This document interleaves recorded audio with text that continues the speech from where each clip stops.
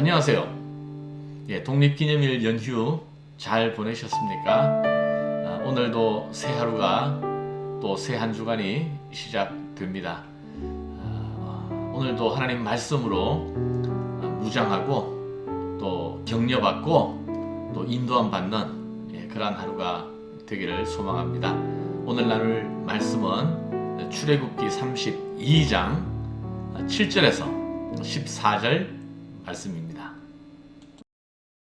여호와께서 모세에게 이르시되 너는 내려가라. 네가 애굽 땅에서 인도하여 낸 네 백성이 부패하였도다. 그들이 내가 그들에게 명령한 길을 속히 떠나 자기를 위하여 송아지를 부어 만들고 그것을 예비하며 그것에게 제물을 드리며 말하기를 이스라엘아, 이는 너희를 애굽 땅에서 인도하여 낸 너희 신이라 하였도다. 내가 이 백성을 보니 목이 뻣뻣한 백성이로다. 그런즉 내가 한 대로 두라. 내가 그들에게 진노하여 그들을 진멸하고 너를 큰 나라가 되게 하리라. 모세가 그의 하나님 여호와께 구하여 이르되 여호와여, 어찌하여 그 큰 권능과 강한 손으로 애굽 땅에서 인도하여 내신 주의 백성에게 진노하시나이까? 어찌하여 애굽 사람들이 이르기를 여호와가 자기의 백성을 산에서 죽이고 지면에서 진멸하려는 악한 의도로 인도해내었다고 말하게 하시려 하나이까? 주의 맹렬한 노를 그치시고 뜻을 돌이키사 주의 백성에게 이 화를 내리지 마옵소서. 주의 종 아브라함과 이삭과 이스라엘을 기억하소서.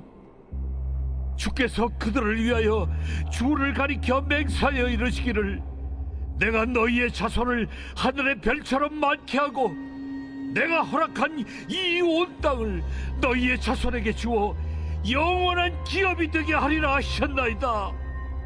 여호와께서 뜻을 돌이키사 말씀하신 화를 그 백성에게 내리지 아니하시니라.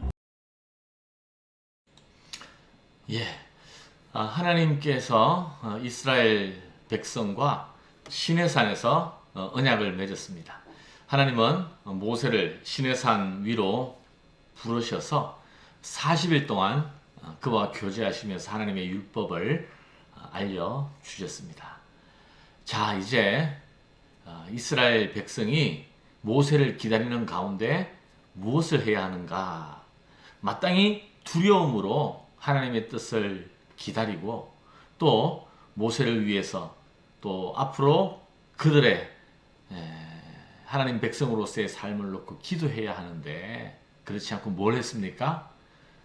우상숭배의 길로 나아갔다는 거죠. 모세의 생사를 알 수 없으니까 더는 기다릴 수 없다고 아론에게 금송아지를 만들기를 요구하면서 그렇게 금송아지를 만들었습니다. 그리고 그 앞에서 절하고 제사하고 춤추고 뛰어놀았다. 여러분, 얼마나 기가 막힌 일입니까? 출애굽한 지 석 달 만에, 홍해를 걷는 지 사흘 만에 하나님께 원망하고 불평했던 이스라엘 백성이 출애굽한 지 석 달 만에 이렇게 우상 숭배의 길을 걷게 되었다는 것입니다. 하나님께서 이스라엘 백성을 용서하지 않겠다고 말씀하셨어요. 진노하시면서 그들을 다 멸하시겠다고 했습니다. 그런데 그들이 다시 은혜를 입고 구원을 받습니다. 왜요? 모세가 그들의 죄를 대신 자복하면서 중보기도 했기 때문에 그렇습니다. 자, 오늘 모세의 기도에 대해서 함께 말씀을 좀 묵상해 보려고 합니다. 자, 12절 한번 볼까요? 오늘 모세의 기도를 통해서 우리가 두 가지 중요한 기도의 특징을 픽업했으면 좋겠는데요. 자, 12절 어찌하여 애굽 사람들이 이르기를 여호와가 자기 백성을 산에서 죽이고, 산에서는 시내산이죠. 여기서 만약에 죽인다면 어찌하여 애굽 사람들이 이르기를 여호와가 자기의 백성을 산에서 죽이고 지면에서 진멸하려는 악한 의도로 인도해내었다고 말하게 하시려나이까? 주의 맹렬한 노를 그치시고 뜻을 돌이키사 주의 백성에게 이 화를 내리지 마옵소서. 그냥 마구 떼를 쓰는 것이 아니라 모세가 하나님께 메어 달리며 기도하는 것은 바로 주의 이름을 위해서 이 백성을 용서해 달라고 간청하는 거예요. 만약 하나님께서 지금 진노하시는 가운데 이 백성을 시내산에서 멸망시키면 결국 애굽 사람들이 이러기를 여호와라는 신이 자기 백성을 결국 산에서 또 지면에서 죽이기 위해서 애굽 가운데서 끌어내신 것 아니냐. 그래서 악한 신이라고 그들이 비웃을까봐 걱정이 된다고 지금 얘기하는 거예요. 하나님의 영광이 가려진다는 거죠. 하나님의 이름이 더럽혀진다는 거죠. 여러분, 성경에 보면 가장 위대한 기도는 하나님의 영광과 이름을 초점으로 하고 있는 기도입니다. 예수님께서 우리에게 기도를 가르치시면서 뭐라 가르쳐 주셨어요? 하늘에 계신 우리 아버지의 이름이 거룩히 여김을 받으시오며 라고 기도하라고 말씀하셨습니다. 자, 여러분, 오늘 하루의 삶을 놓고 우리가 말씀을 묵상하고 기도하면서 하루를 시작하는데 우리의 기도의 초점이 어디 있는지 한번 생각해 봤으면 좋겠습니다.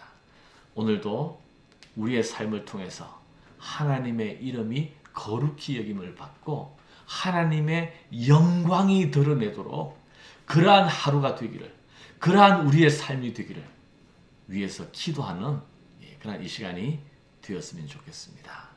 자, 또 하나 13절 한번 보시죠. 주의 종 아브라함과 이삭과 이스라엘을 기억하소서. 주께서 그들을 위하여 주를 가리켜 맹세하여 이르시기를 내가 너희의 자손을 하늘의 별처럼 많게 하고 내가 허락한 이 온 땅을 너희의 자손에게 주어 영원한 기업이 되게 하리라 하셨나이다.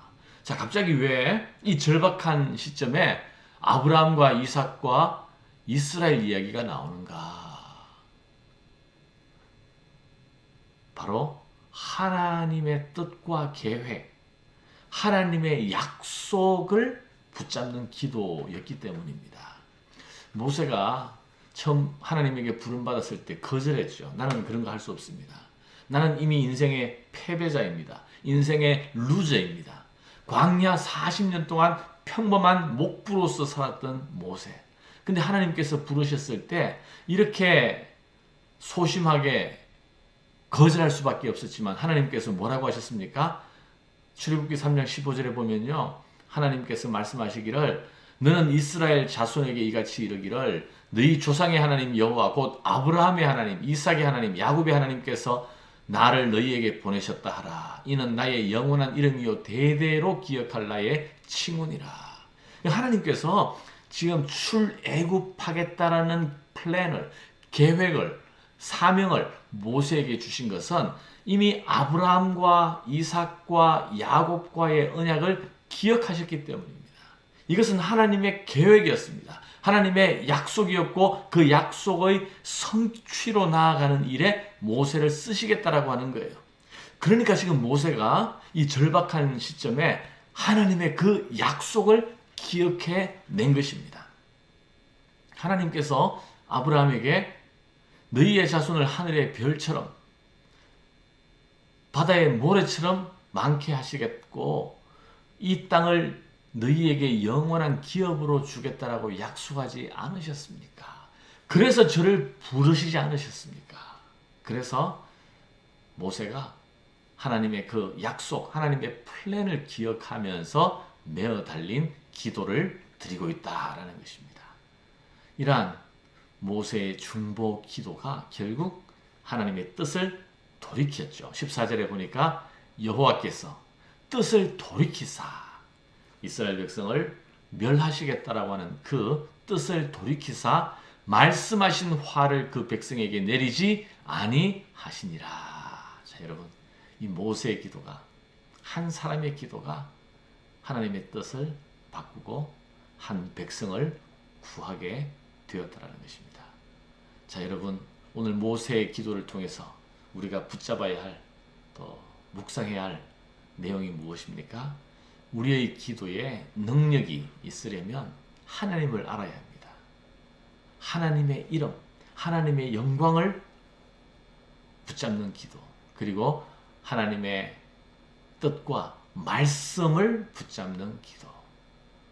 그래서 하늘에서 뜻이 하늘에서 이루어진 것 같이 땅에서도 이루어지기를 구하라고 말씀하지 않으셨습니까?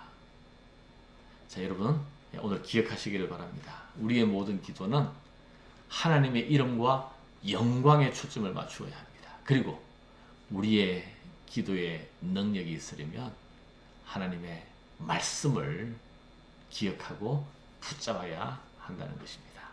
자, 여러분 오늘 어떠한 기도로 하루를 시작하시겠습니까? 오늘 하나님의 영광을 위하여 기도하면서 하루를 시작하시죠. 그리고 우리에게 주신 말씀을 붙잡고 하나님의 약속을 기억하면서 그 말씀을 붙잡고 담대하게 하나님께 나아가 기도하는 그러한 복된 하루가 되기를 주님의 이름으로 축원합니다. 기도하겠습니다. 하나님 감사합니다. 오늘 모세의 기도, 이스라엘 백성이 하마터면 진멸당할 뻔한 그 절체절명의 순간에 모세가 기도함으로 하나님의 뜻을 돌이켰다고 했습니다. 한 사람의 기도에 이런 놀라운 능력이 있습니다. 하나님 오늘도 우리의 기도에 하나님의 은혜와 능력이 있게 하여 주시옵소서. 하나님의 영광을 위하여, 하나님의 이름을 위하여 오늘 하루 우리가 살아가기를 원합니다. 또 하나님의 약속을 기억하며 붙들기를 원합니다. 오늘도 주의 뜻 가운데 하루를 살아갈 수 있도록 축복하여 주시옵소서. 예수님 이름으로 기도하옵나이다. 아멘.